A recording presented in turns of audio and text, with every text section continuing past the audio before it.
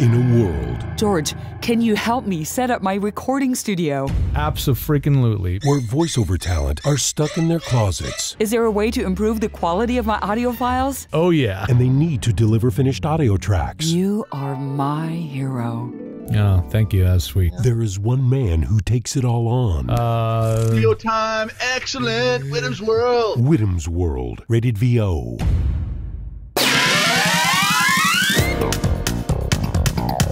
Hi, this is George Whittam reporting for Whittam's World. And let me get this one out here real quick because I got to catch up after taking a little bit of time off over the Thanksgiving week. It was nice and relaxing, but now it's time to get back to work and race to the end of the year because it's coming so fast. So let me dig in. Sheldon Roberts writes a good one. He's building an ISO booth and he's looking to take his VO business to the next level and bring in an ISDN setup as well.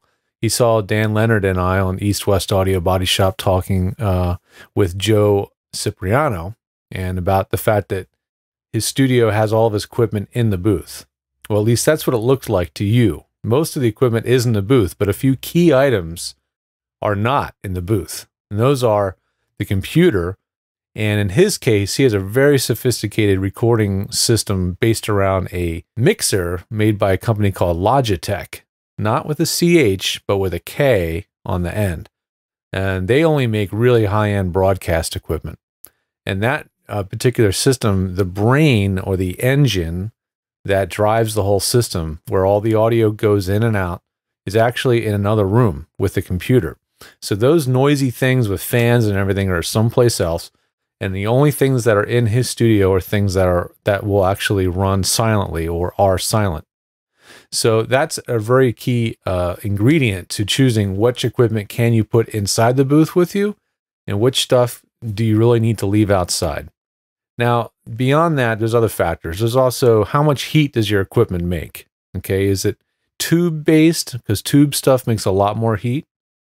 Does your booth have ventilation? So can you be in there with your equipment for more than 10 minutes at a time without, heating up so much that it becomes really uncomfortable? Does your booth have enough space to fit all the equipment? These are all things that you do have to consider. But based on what you've got here, Sheldon, you said you've got that your computer will not be in there. Good thinking.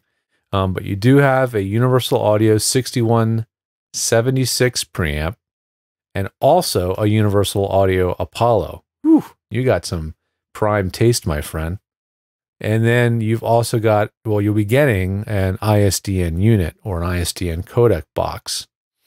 So he's questioning, how do I hook all this up? Can I put it all in the booth? I want to avoid making mistakes. And do I also need a mixer? So in this particular case, because you have the Universal Audio Apollo, that device is way more than just an analog to digital converter where you just plug a mic preamp into a computer. That unit is a full-blown mixing console as well. But instead of having physical knobs, all the mixing controls are on the computer screen. So if you're comfortable with that and you don't mind operating things on a computer screen with a mouse, you don't need another mixer because this thing has all the ins and outs on the back that an actual mixer would have. And just instead of having knobs on a physical face that you slide and move and buttons you press, it just all happens on screen. So it's redundant to use this alongside of a mixer. And frankly, it's redundant to be even using this Universal Audio Apollo with a Universal Audio preamp as well, because the preamp is already in the Apollo. It's made by Universal Audio. It's probably almost exactly the same electronics. So you're really just actually adding more complexity where you probably don't need it. Because also the Apollo has all of its own processing on board. This thing is unbelievable. I have one client that uses it, and it is way more than the typical voice actor could ever need. But if you've got the budget to do it, more power to you.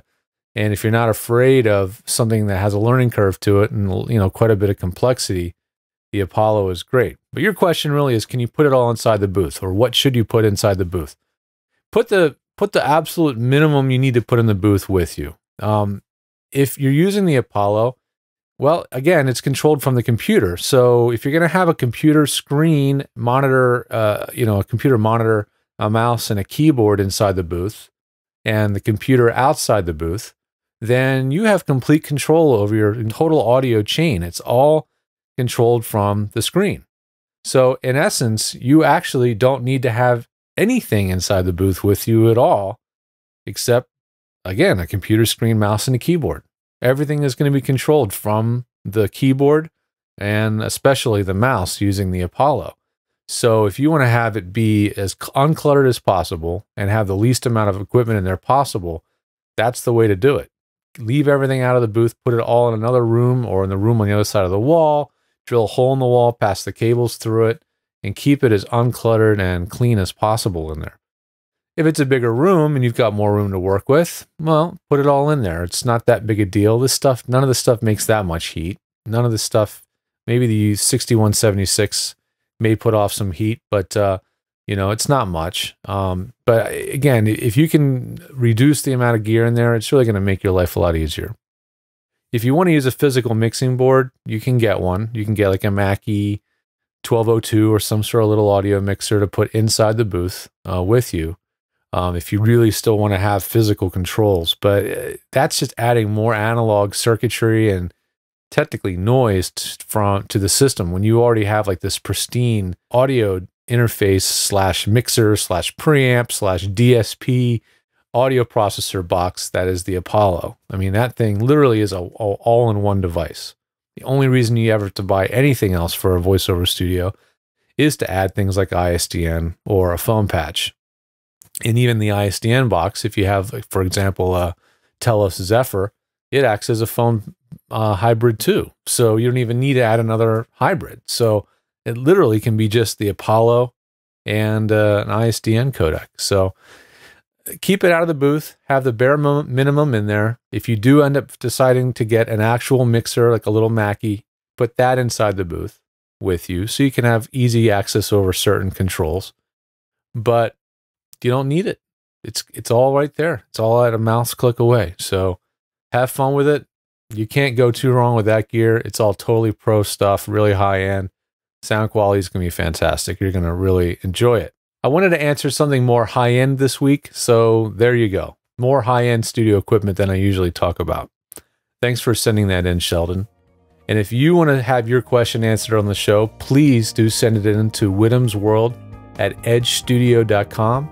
And they're stacking up. I got a lot in there, so I'm going through them as quickly as I can. But if I can't get to your question quickly enough, or if it's just too specific, please do visit me over at vostudiotech.com. You can send me sound clips there to listen to, and you can book services either with me one-on-one, or I have virtual engineering services where you send me the files, and I send you back what you need to move forward. So I look forward to working with you, and I'll see you next week right here on Whittam's World. Thanks for watching.